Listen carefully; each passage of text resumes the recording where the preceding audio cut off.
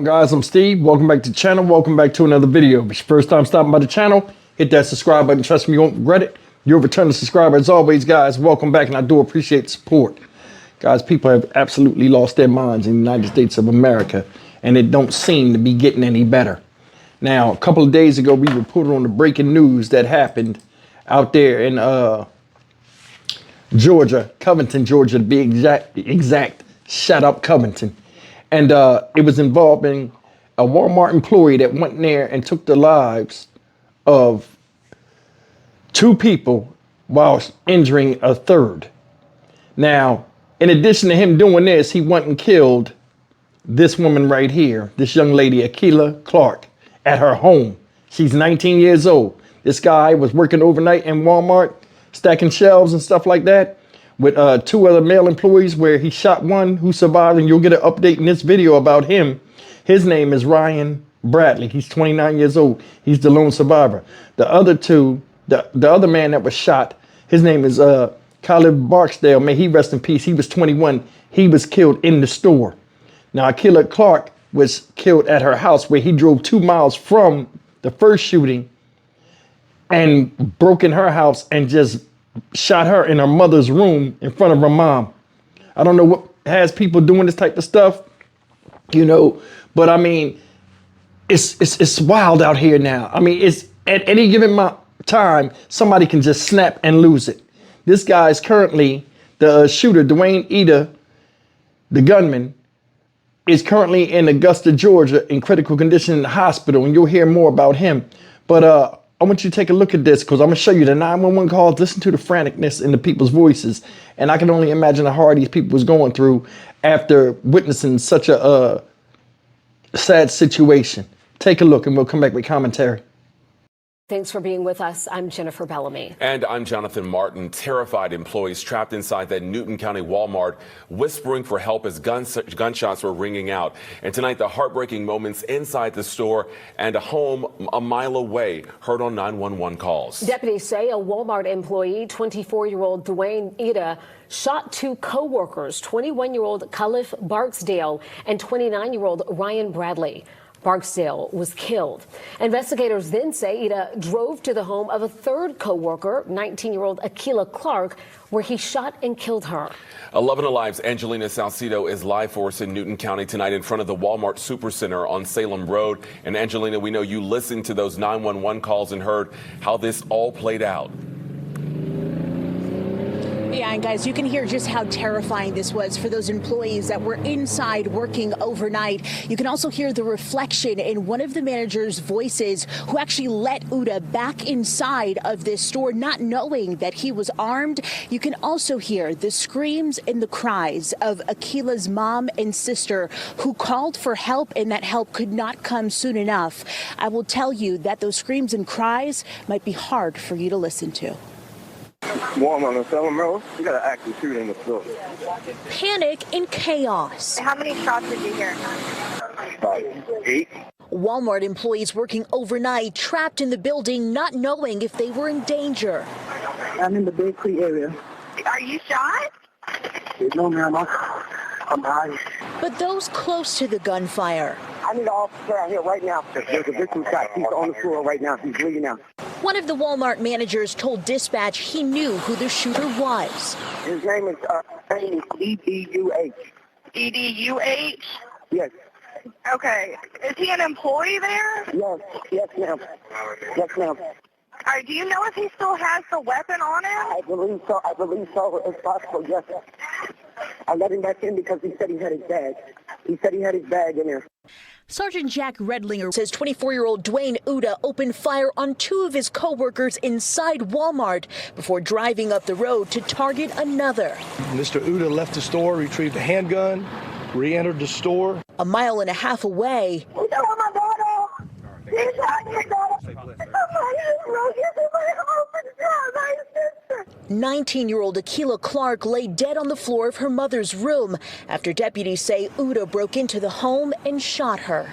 They did nothing to apprehend him or, confine the situation. Hours after, Clark's family still can't process how her life was taken. Her mother questions why it took deputies so long to get to their home. I called and my daughter called. She was on the phone for 29 minutes. We will check into that. Now tonight, investigators are still trying to figure out what the motive of this shooting was. Uda is in the hospital in critical condition in Augusta. Ryan Bradley, who was shot here inside of this store, is also in critical condition at a local hospital here in Covington. We're live tonight in Newton County. Angelina Salcido, 11 Alive News. Questions linger about why 3 Walmart employees were shot early Friday morning in Covington. That Walmart supercenter on Salem Road closed after the shooting, but will reopen Monday, police say, thanks to employees from nearby Walmarts who are getting the shelves ready for customers. 2 people died in the shooting, but the 3rd victim survived and still has quite a fight ahead of him. Atlanta News First Bridget Spencer spoke to his family about his reaction to the shooting. She's at Grady Memorial Hospital with an update. Yeah, Ryan Bradley is in the ICU, expected to recover. His family's certainly grateful that he's pulling through. He could have been gone too. Yeah. And that's the crazy part. 29-year-old Ryan Bradley is the only surviving victim of a shooting spree that started at the Walmart in Covington. Newton County deputies identified Dwayne Ida as the gunman who opened fire inside the store, killing 21-year-old Caleb Barksdale and injuring Bradley. He didn't fall down. He told me he didn't even feel the bullet.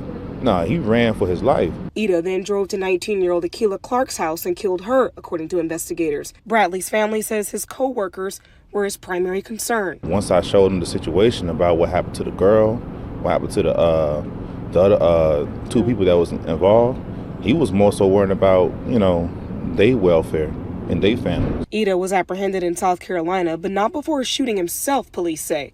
He remains in critical condition tonight, and now Bradley's family and others are wondering, why did this happen? He said they didn't even really talk to each other at all. They were just co-workers. Family says Bradley is expected to recover despite being shot 3 times. I'm very grateful that that he has pulled through this.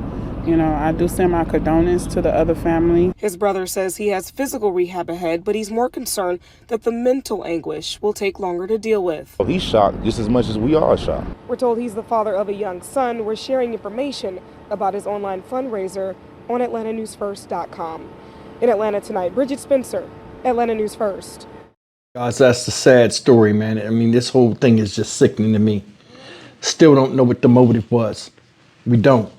And then, Walmart has always been like a death trap in the past few years of where you can go in there and not come out. And this happened after business hours when the overnight stocking crew is there doing their job. And he was a part of it.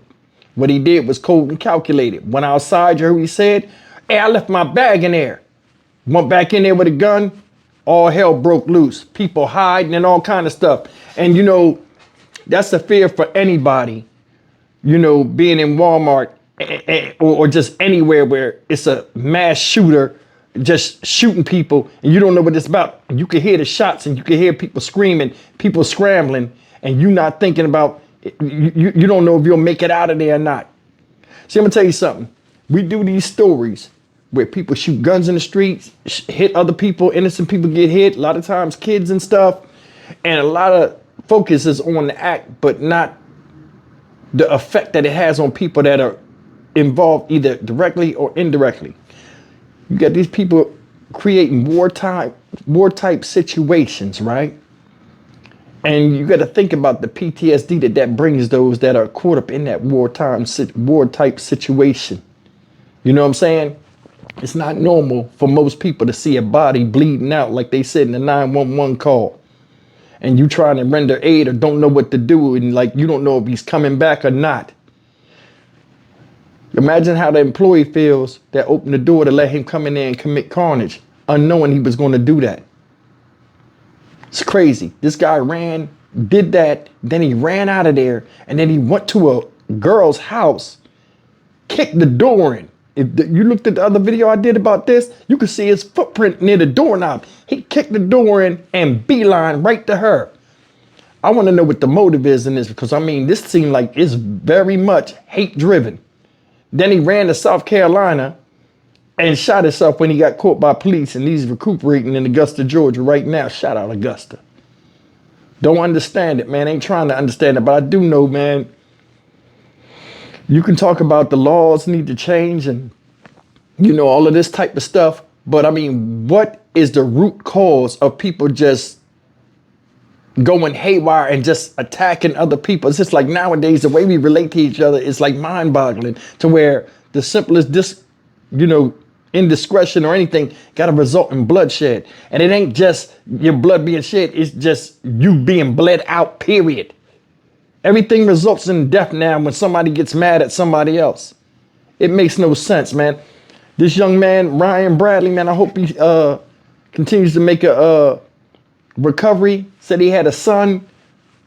I don't know if these other people had kids, but the mother of Akila Clark said took him 29 minutes to get there. I'm more than sure, I mean, and it is messed up. I'm more than sure that when they first got that first call of the Walmart thing, all the people ran over there first.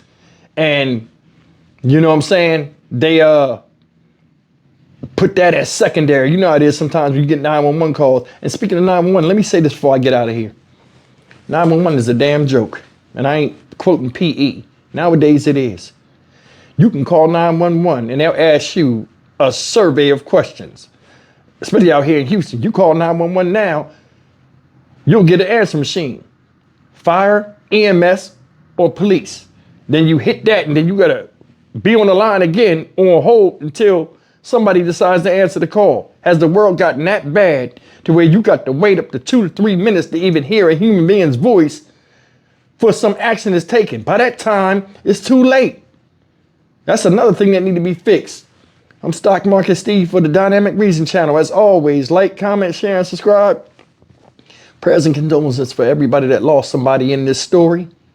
And peace to the fallen. See you in the next video. Take care.